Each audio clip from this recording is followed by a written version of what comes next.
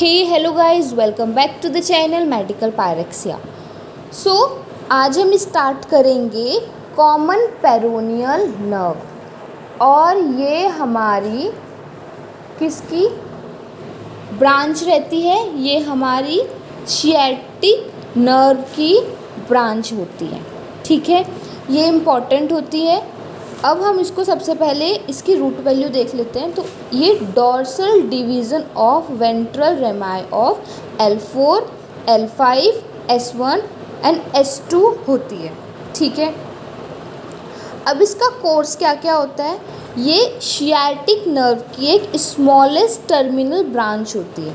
ठीक है, और ये टिबियल नर्व के क्या सुपरफिशियल प्लेन की तरह ही होती है। ओके, ये एक्सटेंड करती है सुपीरियर एंगल से लेके लेटरल एंगल तक। कहाँ से? Along medial border of biceps femoris. ठीक है, उसके बाद जो ये कॉमन पेरोनियल नर्व होती है ये दो में डिवाइड हो जाती है। एक तो सुपरफिशियल पेरोनियल नर्व और एक डीप पेरोनियल नर्व। अब हम इसकी ब्रांचेस इसके डायग्राम से देखते हैं। देखो यहाँ पे ये हमारी सिएटिक नर्व आ रही है, और जो सिएटिक नर्व होती है वो हमारी बैक ऑफ थाई की नर्व होती है। ठीक है, इस नर्व के दो ब्रांचेस होती है, टिबियल नर्व और कॉमन पेरोनियल नर्व। ओके, तो कॉमन पेरोनियल नर्व की फर्दर ब्रांचेस होती हैं। ये सारी कॉमन पेरोनियल नर्व की ब्रांचेस हैं।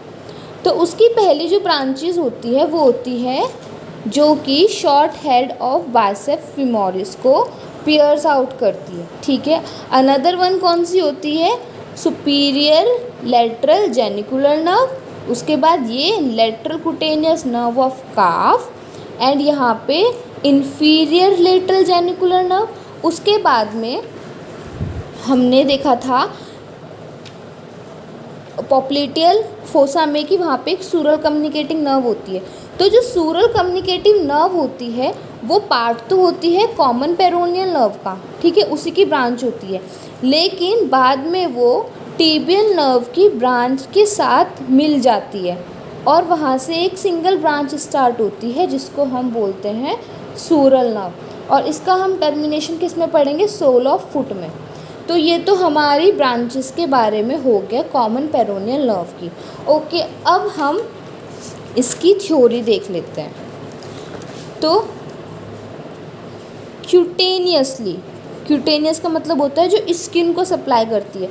वो कौन कौन सी होती है? लेटरल क्यूटेनियस नर्व ऑफ काफ, ठीक है, जो कि हमारी स्किन को सप्लाई करती है। और वो कहाँ पे सप्लाई करती है? वो अपर 2/3 of the lateral side of the leg को सप्लाई करती है।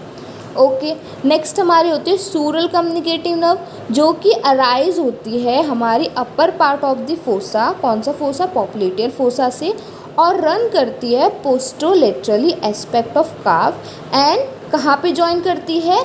सूरल नर्व को ज्वाइन करती है। ठीक है, अब इसका आर्टिकुलर नेचर पढ़ते हैं हम।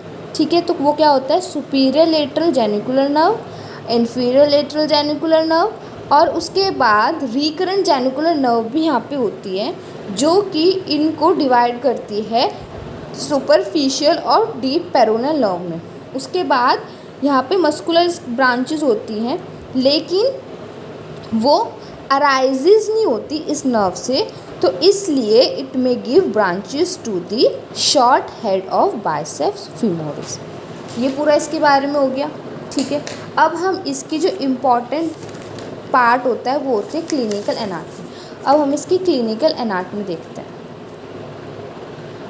जो क्लिनिकल एनाटमी में क्या आता है कि जो कॉमन पेरोनियल नर्व होती है उसको हम पाल्पेट कराते हैं। जो फिबुला होता है ना, फिबुला जो बोन होती है उसकी नेक के पोस्टीरियर लेटरल साइड में। ठीक है, तो वो एरिया सबसे ज़्यादा इंजर्ड होने के चांसेस रहते हैं, तो इसलिए वहाँ पे सबसे ज़्यादा इंजरी होती रहती है।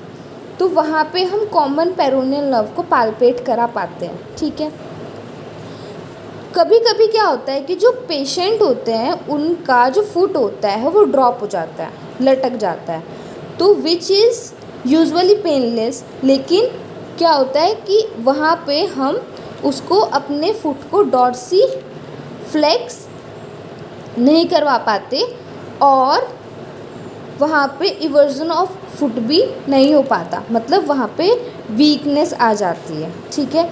और लास्ट है inversion and plantar flexion are normally and ankle jerk is intact. So this is all about common peroneal nerve. Hope you guys understand. So please like, subscribe my channel. Thank you.